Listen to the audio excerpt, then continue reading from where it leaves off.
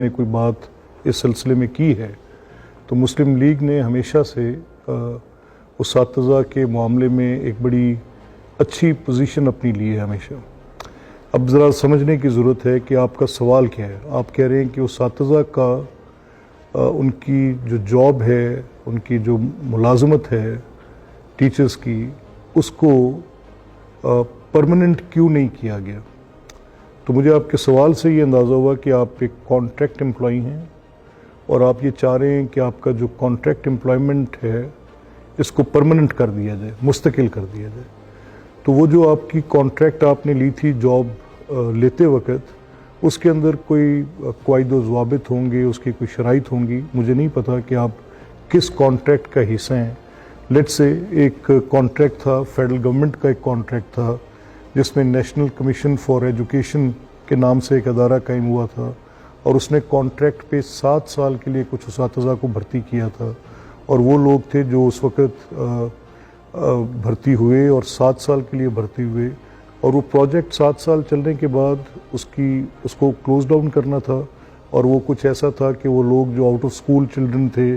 उनके उस सिलसिले में था, और या ऐसा था कि जो सुबह के वक्त जहाँ पे क्लासेस होती हैं वहाँ पर शाम को भी क्लासेस ऐड कर दी जाएं और 7 साल के इनको कॉन्ट्रैक्ट पे भर्ती किया गया।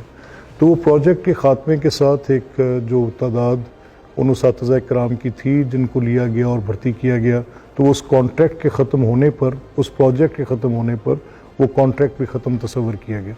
तो इस तरह के मसाइल इसके साथ जुड़े होते हैं जिसमें कुछ लिमिटेशंस भी गवर्नमेंट्स के लिए होती हैं और जो लोग उस वक़्त ये कॉन्ट्रैक्ट अवेल कर रहे होते हैं उस वक़्त वो क्योंकि कॉन्ट्रैक्ट आप जानते हैं कि उसमें एक ऑफ़र होती है, आप उसको एक्सेप्ट करते हैं। तो कॉन्ट्रैक्ट में जब ऑफ़र एंड एक्सेप्टेंस दोनों चीज़ें आ जाती हैं तो बाद में उनके क़वाइद को तब्दील करना, उनके ज़वाबित को तब्दील करना एक मुश्किल मरला होता है। लेकिन मैंने ये देखा है कि मुस्लिम लीग की हुकूमत में एक लीनियंट अप्रोच हमेशा से रही है और उसमें बाज़ औक़ात जो कॉन्ट्रैक्ट एम्प्लॉइज़ होते हैं उनको फिर फर्दर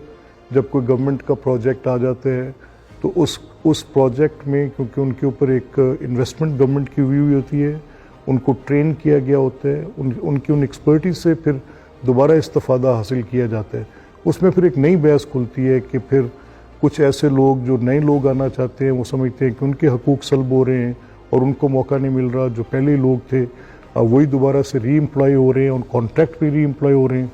तो ये कुछ फिर कोर्ट्स के फ़ैसले भी हैं, जैसे